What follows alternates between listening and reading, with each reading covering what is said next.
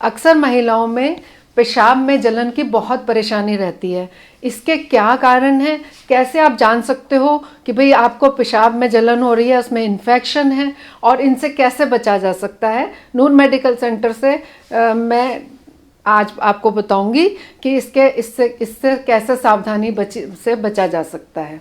सबसे पहले इसके कारण, इसके लक्षण क्या होते हैं, आपको कैसे मालूम पड़े कि आपको यूरिन में इन्फेक्शन है। देखिए, मेल और फीमेल, सबसे पहले मैं थोड़ा सा बता देती हूँ कि ये जो फीमेल यूरिनरी सिस्टम बोलते हैं इसको, महिलाओं का मूत्र के अंग, ये जो होते हैं गुर्दे होते हैं, 2 गुर्दे, इनमें से एक ये पाइप की तरह से निकलता है, इसको यूरेटर बोलते हैं, और ये एक पेशाब की थैली होती है, और ये यूरिथ्रा होता है। ये होता है मेल्स का, पुरुषों में ये गुर्दे, ये यूरेटर, ये पेशाब की थैली और ये यूरिथ्रा। महिलाओं में गुर्दे, पेशाब की नली, पेशाब की थैली और यूरिथ्रा। आप जान सकते हैं, देख सकते हैं कि महिलाओं का यूरिथ्रा ये जो होता है पुरुषों के अपेक्षा ये छोटा होता है, साइज इसका छोटा होता है। ये देखिए, पुरुषों में लंबा होता है, महिलाओं में छोटा होता है। पुरुषों में जो,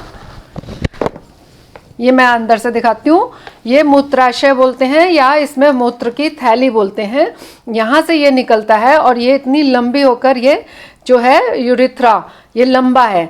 और फीमेल्स में जो होता है ये पेशाब की थैली है, ये यूट्रस है, ये लैट्रिन का रास्ता है, और ये पेशाब की थैली है, और ये जो यूरेटर है ये थोड़ा छोटा है, ये पुरुषों के मुकाबले में छोटा है। इसलिए महिलाओं में यहाँ से जो भी बैक्टीरिया या कीटाणु है वो जल्दी से ट्रैवल करके मूत्राशय में पहुँच जाते हैं। और यहाँ यही नहीं, यहाँ से मूत्राशय के अलावा ये यहाँ के पाइप में जा सकते हैं और उसके बाद गुर्दे में जा सकते हैं, और जो कि इसका इन्फेक्शन कर सकते हैं। इसका कारण ये भी होता है कि लैट्रिन का रास्ता, ये रहा लैट्रिन का रास्ता और ये पेशाब का रास्ता, ये पास पास पड़े होते हैं, और यहाँ पर सबसे अधिक संख्या में कीटाणु होते हैं जो कि यहाँ पर जल्दी से जा सकते हैं, उस वक़्त भी ये इन्फेक्शन कर सकते हैं। अब आप जानेंगे कैसे कि आपको यूरिन में इन्फेक्शन हो रहा है?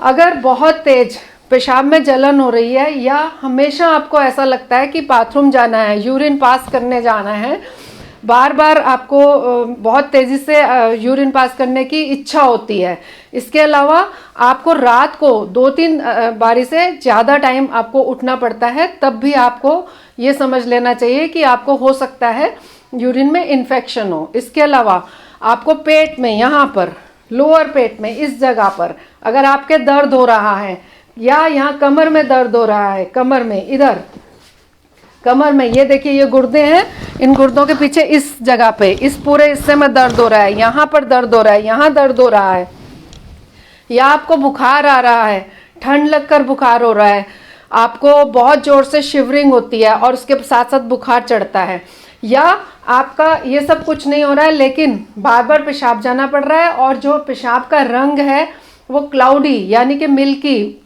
थोड़ा वाइटिश कलर का है, कभी कभी रेड हो सकता है, कभी कभी ब्राउन हो सकता है, तो उस केस में आप जो है अपना यूरिन टेस्ट कराएं और आप देखेंगे कि आपके हो सकता है यूरिन में इन्फेक्शन हो।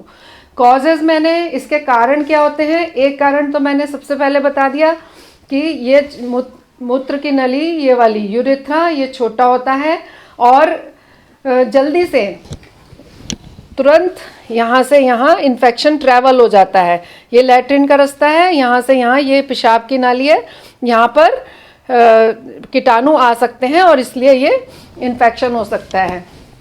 दूसरा, जब भी कुछ लोग बाथरूम करते हैं, पेशाब करते हैं, उसके बाद इसको क्लीन करते हैं, कभी कभी कुछ लोग साफ नहीं करते, तब भी हो सकती है दिक्कत। कुछ लोग जो है पीछे से आगे, यहाँ से आगे की तरफ साफ करते हैं तो भी इन्फेक्शन का चांस होता है। हमेशा, पहले भी हम बता चुके हैं, इसकी डायरेक्शन जो है आगे से पीछे की तरफ होनी चाहिए, पीछे से आगे की तरफ नहीं होनी चाहिए साफ करने के लिए।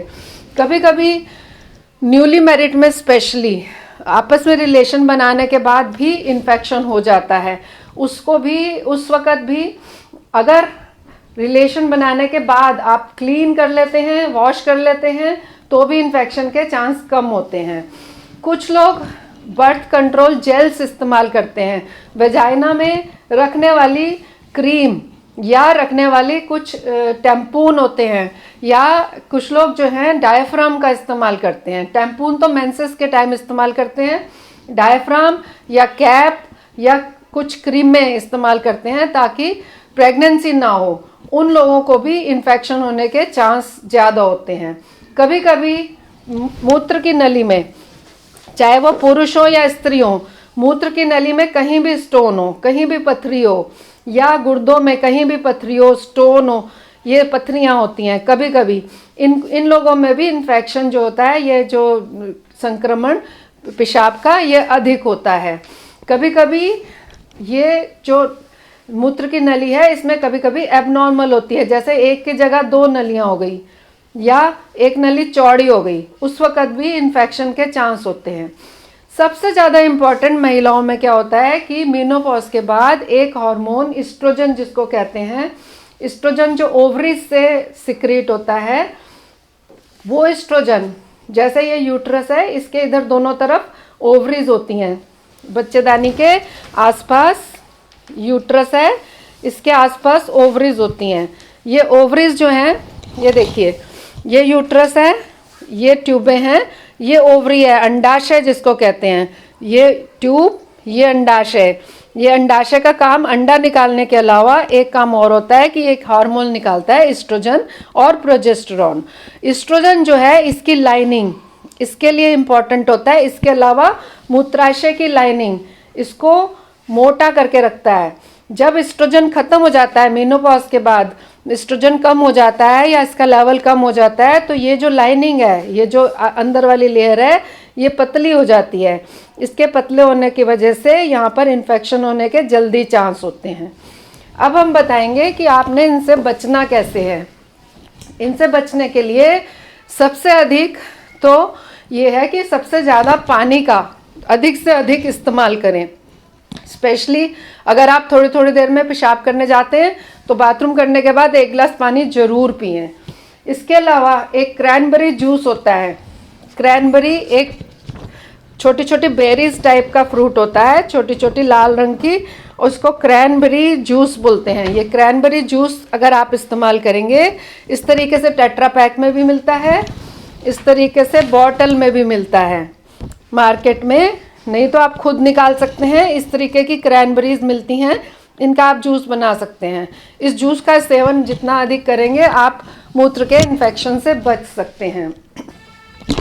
एक सबसे इम्पॉर्टेंट बात जो मैं पहले भी बता चुकी हूँ कि बाथरूम करने के बाद, पेशाब जाने के बाद, लैट्रिन जाने के बाद आप उसको पानी से या माइल्ड सोप से धोइए और उसके बाद आप टिश्यू से इसको सूखा रखिए।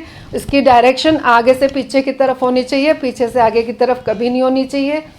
तीसरी बात, जब भी आप रिलेशन बनाते हैं, बनाने से पहले और बनाने के बाद हस्बैंड और वाइफ दोनों अपने जननांगों को अच्छे से नॉर्मल वाटर से या माइल्ड सोप से, बहुत हल्के साबुन से आप धोइए, ज़्यादा स्ट्रॉन्ग साबुन का इस्तेमाल ना करें, उससे वॉश कीजिए तो भी आपको दिक्कत नहीं होगी। स्त्रियां जो है रिलेशन बनाने के बाद मूत्र का त्याग करेंगी तो भी इन्फेक्शन करने वाले बैक्टीरिया या कीटाणु बाहर निकल जाएंगे। जो लोग डायफ्राम का या कैप का, सर्वाइकल कैप का या डायफ्राम का इस्तेमाल करते हैं, उससे प्रेगनेंसी से बचने के लिए वो अपना जो कॉन्ट्रासेप्टिव मेथड है उसको आप बदल दीजिए, कोई और मेथड का इस्तेमाल कीजिए। जिन लोगों को पथरी की शिकायत है, जो कि अल्ट्रासाउंड से पता चलता है कहीं भी पथरी है, तो आप डॉक्टर से इलाज करवाइए और पथरी को तुरंत निकलवाइए। इसके अलावा जो मैंने एक बात बोली थी कि इस्ट्रोजन क्रीम, ये इस्ट्रोजन की कमी से जो ये पतला हो जाता है मेनोपॉज के बाद, तो ऐसी स्त्रियां इस्ट्रोजन क्रीम का इस्तेमाल कर सकती हैं जो अपने प्राइवेट पार्ट्स में लगा सकती हैं। लेकिन वो इस्ट्रोजन क्रीम हमेशा और हमेशा डॉक्टर की मर्जी के बगैर नहीं आप लगाएंगे। Under consultation of A gynaecologist आप एक इस्ट्रोजन क्रीम का इस्तेमाल कीजिए।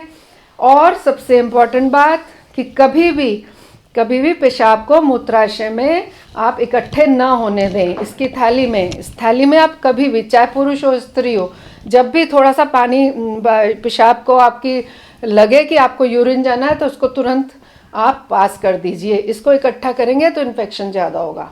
धन्यवाद।